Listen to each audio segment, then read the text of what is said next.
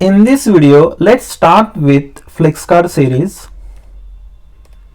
These are the previously completed playlist and now we are starting with this new playlist. Today's topic is we need to create account summary FlexCard followed by practice exercise and some interview question based on the same discussion.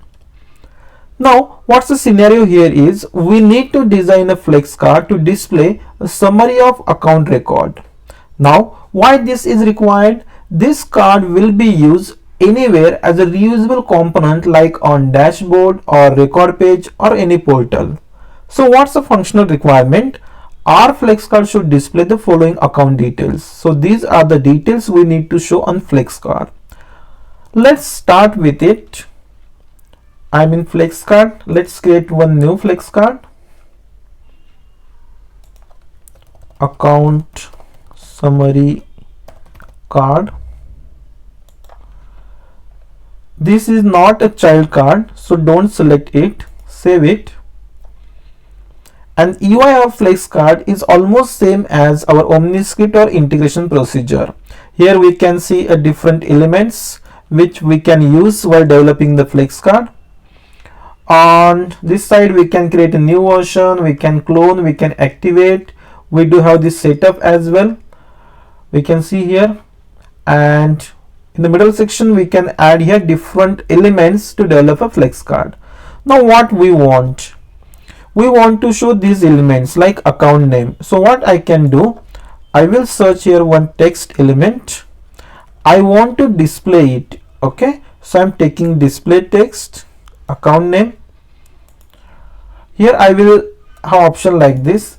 I will remove this. I will mention account name. Okay, from where account name will come, that we will discuss.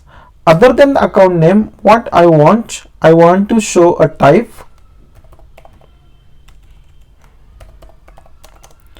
Then industry and phone, or I can say contact. Now what is FlexCard? FlexCard will display some information on the UI, but from where this information will come?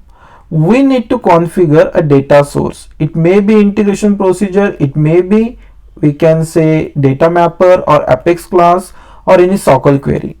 Anything out of this, we need to provide some data here so that it will get displayed using FlexCard on UI. Now let's focus where we can configure this data source. Then only we can write something here. Let's go to setup. In the setup, if you scroll down, here we do have data source.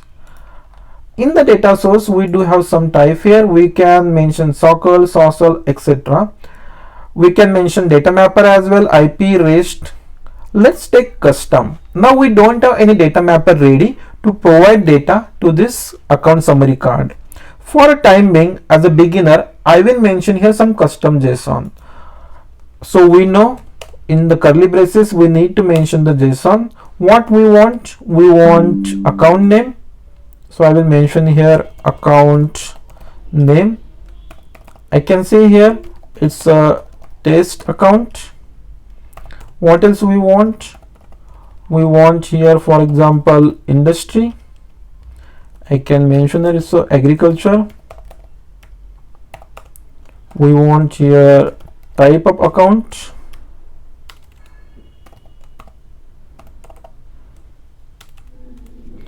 It's a customer, I can give. It's a custom JSON. Some text input we can always give, and contact as well.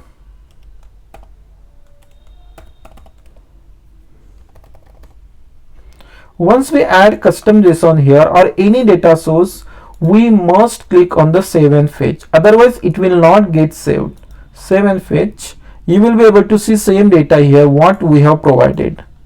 Say OK, and then go back to this account name. Here if we click here, you can type the same in the curly braces, or best way is that click on the fields. Then you will be able to see same names, account name, industry, type, contact, what we have added in the custom JSON here. In case if you are not using custom JSON, if you are using data mapper, so whatever the field names you have used in data mapper, same you will be able to see in the field section. For example, here I want to add account name, select account name. I want here type, select it. Similarly for industry, do it, and same for contact as well. Okay, now it means what? This is the information I want to show on the UI along with its real-time value. Account name, type, industry, whatever is getting from the backend. Now in the backend, by mistake I did some typo here. The spelling of industry, it somewhat is incorrect. Then also it will show us like that only. Let me correct it. Industry. We need to save it. Go back here. Remove this part. Let's add it again. Yeah, like this. Let's preview it. The way we can preview OmniScript, similarly the FlexCard can be previewed like this. And we'll wait. Yeah, we can see the output something like this. What custom JSON we have provided, same output is shown on the FlexCard preview.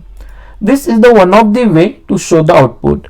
Another way is like data tables or some fields that also we can use. We will use that in the future. So what we'll learn today, what is the FlexCard designer, how it works, how we can show the different elements, how we can map as well.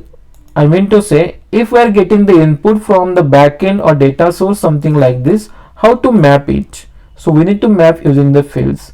And in this text display element, we can do some formatting, some styling as well. For example, a block type we can give headings or blocks. If I want, I can make it as bold. Some colors also we can give, something like this. Select everything, make it bold, and give some colors as well. If you want some background color, that also we can provide. So this way it works, and you can always test it in the preview. And this is what expected outcome here, how to map JSON to UI fields, a basic layout, as I mentioned here, title, subtitle, and fields, and data source configuration. Currently, as a very basic example, I have mentioned the custom JSON, but that is not the case in the real-time project. In the real-time project, we need to configure a data source based on the requirement, might be IP, DR, or some other Apex class as well. Now, what you can do as a part of the practice exercise, you can create the same FlexCard for contact details. Exactly same as an account. Try to create a contact FlexCard, display all this information, give some custom JSON, and let's test it. If you need any help in case, let me know in comment section. Based on this discussion, you can try answering these sample interview questions. Feel free to comment your answer. And if you have any question, any doubts, mention the same in the comment section as well. In next video, what we will do, currently we are using custom JSON as a data source. In next video, we will develop one data mapper and we will configure it as a data source for the same FlexCard, and we will continue with the same use case. If you learned something from this video, kindly subscribe the channel and like it, and please share it in your network. Thank you so much.